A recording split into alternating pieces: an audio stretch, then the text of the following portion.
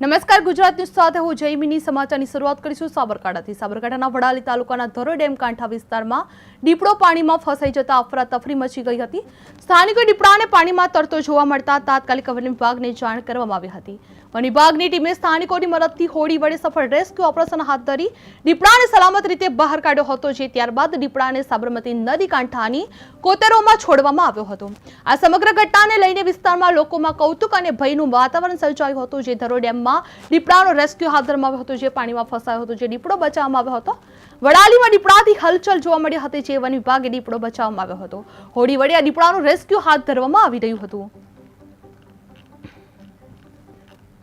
અને સમાચાર પર વાત કરીશું રાજકોટથી. રાજકોટના પડવાલા ઇન્ડસ્ટ્રીઝ વિસ્તારમાં આઈસર ગાડીમાં ભીષણ આગ લાગવાની ઘટના સામે આવી રહી છે, જે વેલ્ડિંગ કામ દરમિયાન અચાનક આગ ભભૂકી ઉઠતા ગાડીના બંને ટાયર બળી ખાખ થઈ ગયા હતા. માહિતી મુજબ આઈસર ટ્રાન્સપોર્ટ ગાડી પ્રેસ મશીન લઈને મુંબઈ જવા માટે નીકળી હતી, ત્યારે ગાડીની અંદર સાઈડ પર ચાલી રહેલા વેલ્ડિંગ દરમિયાન આગ લાગી હતી. આગ લાગતા જ ડીઝલની ટાંકી ફાટી જતા પરિસ્થિતિ વધુ ગંભીર બની ગઈ હતી. આ ઘટનામાં નજીકમાં ઉભેલા ડ્રાઈવર આગની જ્વાળામાં સંપડાતા ઈજાગ્રસ્ત બન્યા હતા, જેમને તાત્કાલિક હોસ્પિટલ ખાતે ખસેડવામાં આવી રહ્યા હતા. જે આ ઘટનાની જાણ થતાં જ સાવર ફાયર ફાઈટર ટીમ ઘટના સ્થળે પહોંચી ભારે મહેનત બાદ આગ પર કાબુ મેળવવામાં આવ્યો હતો. આઈસર ગાડીમાં ભીષણ આગ ભભૂકી ઉઠી, જે વેલ્ડિંગ દરમિયાન આગનો કાંડ નીકળ્યો હતો, જેમાં ડીઝલ ટાંકી ફાટતા હાહાકાર મચ્યો હતો. ડ્રાઈવર આગમાં ઈજાગ્રસ્ત બન્યો હતો, જે ફાયર ટીમે આગ પર કાબુમાં લેવામાં આવી હતી. સમાચારમાં આગળ વાત કરીશું જામનગરથી. જામનગરમાં નરેન્દ્ર મોદીએ ગુજરાત મુલાકાત દરમિયાન ₹257 કરોડના ખર્ચે 27 કિલોમીટરની કાનાલુસ જામનગર રેલખંડ ડાબલિંગ પરિયોજનાનું લોકાર્પણ કરવામાં આવ્યું હતું, જે જામનગર રેલવે સ્ટેશન ખાતે પૂનમબેન માડમની અધ્યક્ષતામાં ઉજવણી આ કાર્યક્રમ યોજાયો હતો, જેમાં વડાપ્રધાને વાવ થરાદ ખાતેથી કુલ 19,800 કરોડથી વધુના વિકાસ પ્રકલ્પો રાષ્ટ્રને સમર્પિત કર્યા હતા, જેમાં રેલવે ક્ષેત્રના ₹900 કરોડના પ્રોજેક્ટનો પણ સમાવેશ થયો હતો. જે રેલખંડ ડબલિંગથી ટ્રેનોની અવરજવર વધુ સુગમ બનશે, મુસાફરોને પણ સમયસર સુવિધા મળશે, તેમજ ઔદ્યોગિક વિકાસને ગતિ મળશે તેવી પણ આશા વ્યક્ત કરવામાં આવી રહી હતી. આજ રોજ જામનગર માટે કનેક્ટિવિટીની દ્રષ્ટિથી એક ખૂબ જ મહત્ત્વનો દિવસ આપણે કહી શકીએ. એ પ્રકારે માનનીય પ્રધાનમંત્રીશ્રીની વર્ચ્યુઅલ ઉપસ્થિતિમાં જેઓ વાવ થરાદ જિલ્લામાંથી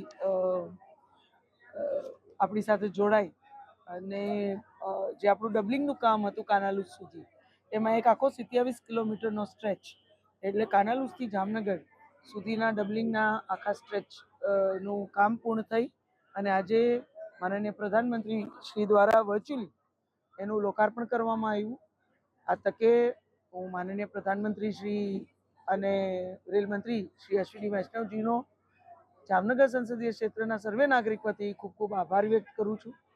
આપણે સૌ જાણીએ છીએ કે આપણા છેવાડાના વિસ્તારમાં પહોંચવા માટે અને અહીંથી સમગ્ર દેશને આ વિસ્તાર સાથે જોડવા માટે કનેક્ટિવિટી એ કી છે, અને યાતાયાતનું મહત્વનું માધ્યમ એટલે રેલવેઝ આ ડબલિંગના માધ્યમથી આવતા દિવસોમાં અને જે હવે કાનાલુસથી ઓખા સુધીની આપણને મંજૂરી માનનીય પ્રધાનમંત્રીશ્રીના નેતૃત્વમાં જ પ્રાપ્ત થઈ છે, ત્યારે લાંબા ડિસ્ટન્સની ઘણી બધી નવી ટ્રેનો આપણે આપણા વિસ્તારમાં લઈ આવી શકશું.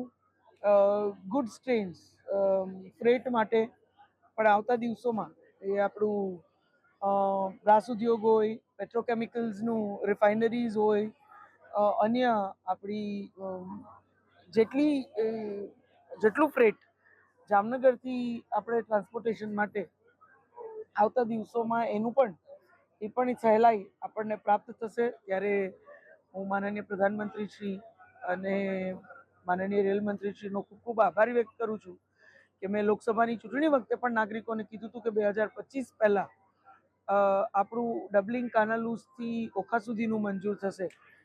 એને પણ મંજૂરીની મહોર 2025નું જે છેલ્લું કેબિનેટ હતું ડિસેમ્બરમાં, એમાં માનનીય પ્રધાનમંત્રીશ્રીએ પોતે જ આપણને યાતાયાતના મુખ્ય ટ્રાન્સપોર્ટેશનના માધ્યમથી જોડવા માટે એમને તાત્કાલિક એ મંજૂરી પણ આપણા સુધી પહોંચાડી છે. ત્યારે રોડવેઝ હોય, રેલવેઝ હોય, એરવેઝ હોય અને ક્યાંક વોટરવેઝ, આપણા પોર્ટ્સનો પણ વિકાસ કરવાના જે પ્રયત્ન છે, એ દિશામાં આપણો સીમાવર્તી વિસ્તાર આખા દેશ સાથે મજબૂતીથી જોડાય એ પ્રકારના માનનીય પ્રધાનમંત્રીશ્રીનું જે વિઝન છે અને પ્રયત્ન છે, એના જ ભાગરૂપે આજે આપણે આ 27 કિલોમીટરનો જે સ્ટ્રેચ લોકાર્પણ રૂપે આપણે સૌએ એના સાક્ષી બન્યા. ત્યારે આપ સૌના માધ્યમથી જામનગર સંસદીય ક્ષેત્રના નાગરિકોને પણ હું ખૂબ ખૂબ અભિનંદન પાઠવું છું. બધી જ સંસ્થાઓ અને અલગ અલગ સંસ્થાઓના જે પ્રતિનિધિઓ, ચૂંટાયેલા સર્વે પ્રતિનિધિઓ મને હંમેશા રજૂઆતમાં યોગ્ય માંગણી કરવામાં પણ જે માર્ગદર્શન આપે છે, મદદ કરે છે, જે આખું જમીની રિસર્ચ કરી અને મારી માંગણી પણ યોગ્ય હોય અને સચોટ માહિતી પણ હું પહોંચ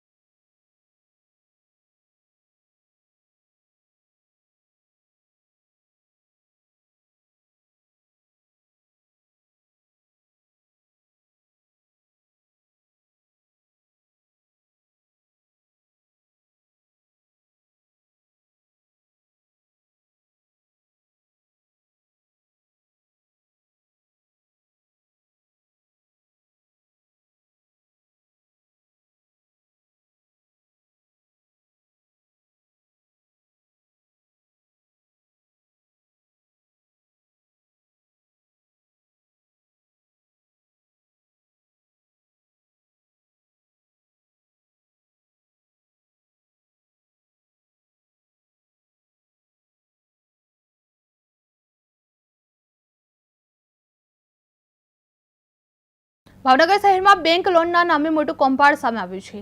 સ્ટેટ બેંક ઓફ ઇન્ડિયાની નીલમબાગ બ્રાન્ચમાં પ્રધાનમંત્રી રોજગાર સર્જન કાર્યક્રમ અંતર્ગત આપવામાં આવેલી લોનમાં ₹1.35 કરોડથી વધુની છેતરપિંડી થયાનું બહાર આવ્યું છે. પોલીસે આ મામલે 6 લોકોની ધરપકડ કરી વધુ તપાસ પણ હાથ ધરવામાં આવી રહી છે. 6 આરોપીની ધરપકડ કરવામાં આવી રહી છે, જે ભાવનગરમાં બેંક છેતરપિંડી આચરવામાં આવી છે. એસબીઆઈ લોનમાં 1.35 કરોડનું કૌભાંડ સામે આવી રહ્યું છે, જેમાં ભાવનગરમાં બેંક છેતરપિંડી આચરવામાં આવી છે. જે પોલીસે આ મામલે 6 લોકોની પણ ધરપકડ કરી વધુ તપાસ હાથ ધરાઈ છે.